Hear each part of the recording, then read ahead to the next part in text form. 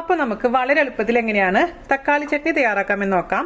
ഇഡ്ഡലിക്കും ദോശയ്ക്കൊക്കെ കഴിക്കാൻ പറ്റുന്ന super easy ആയിട്ടുള്ള ഒരു ചട്നിയാണ്. അതിനുവേണ്ടി നമുക്ക് ആദ്യം തന്നെ എന്ത് ചെയ്യണം, 4 വറ്റൽമുളക് ഒന്ന് ഫ്രൈ ചെയ്തെടുക്കാം. അപ്പോൾ വറ്റൽമുളക് ഇല്ലാത്തവർ മുളക് പൊടി ഉപയോഗിക്കാം കേട്ടോ. അപ്പോൾ ഞാനിവിടെ വറ്റൽമുളക് മൊത്തത്തിലാണ് ഉപയോഗിക്കാൻ പോകുന്നത്. അതുകൊണ്ട് നമുക്കിതൊന്ന് ഫ്രൈ ചെയ്യാൻ വേണ്ടിയിട്ട് ഒരു കടായിലോട്ട് കുറച്ച് നല്ലെണ്ണ ഒഴിച്ചു കൊടുക്കാം.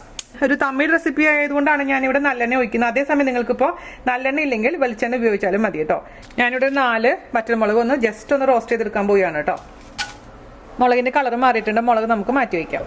സെയിം ഓയിലിലോട്ട് നമുക്ക് ഒരു 3 സവാള അരിഞ്ഞത് ചേർത്ത് കൊടുക്കാം.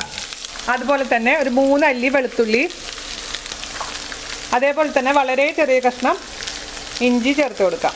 ഒരു പച്ചമുളക്, 2 കറിവേപ്പില, അല്പം ഉപ്പ്. നന്നായി വഴറ്റിയെടുക്കാം. നമ്മുടെ സവാളയുടെ കളറൊക്കെ മാറി തുടങ്ങിയിട്ടുണ്ട്. ചെറിയൊരു ബ്രൗൺ കളർ വന്നിട്ടുണ്ട്. ഇതിലോട്ട് നമുക്കൊരു 4 തക്കാളി, നല്ല പഴുത്ത തക്കാളി ഇട്ട് കൊടുക്കാം, മീഡിയം സൈസ്. നന്നായി മിക്സ് ചെയ്തതിന് ശേഷം അടച്ചു വെച്ചിട്ട് നന്നായി കുക്ക് ചെയ്തെടുക്കാം കേട്ടോ. അപ്പം നമ്മുടെ തക്കാളി നന്നായിട്ട് കുക്കായിട്ടുണ്ട്. ഇനി ഇതൊന്ന് തുറന്നു വെച്ചതിന് ശേഷം നന്നായിട്ടൊന്ന് വരട്ടിയെടുക്കുക. അതിനുശേഷം നമുക്ക് അരച്ചെടുക്കണേ.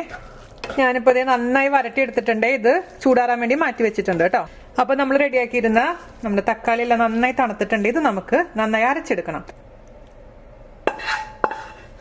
അതിനുശേഷം അതിലോട്ട് ഞാൻ 3 മുളക് ഇടുന്നുള്ളൂ. ആദ്യം തന്നെ 3 മുളക് ഇട്ട് അരച്ച് നോക്കാം. അതിനുശേഷം ആവശ്യമുണ്ടെങ്കിൽ മാത്രം എക്സ്ട്രാ 1 മുളക് എടുത്താൽ മതി കേട്ടോ. കാരണം ഓരോ പ്രാവശ്യവും കിട്ടുന്ന മുളകിന്റെ എരിവ് വ്യത്യാസം ഉണ്ടാവേ. അതുകൊണ്ട് നമ്മൾ എപ്പോഴുമേ ആദ്യം തന്നെ ഒരുപാട് മുളക് ഇടണ്ട. അപ്പോൾ ഞാനിവിടെ രുചിച്ച് നോക്കിയപ്പോൾ എരിവും പാകമാണ് കേട്ടോ. അപ്പോൾ 3 മുളക് മതിയാവും. ഇനി നമുക്ക് ഇതിലോട്ട് ഒരു അല്പം മാത്രം ശർക്കര ചേർത്ത് കൊടുക്കാം.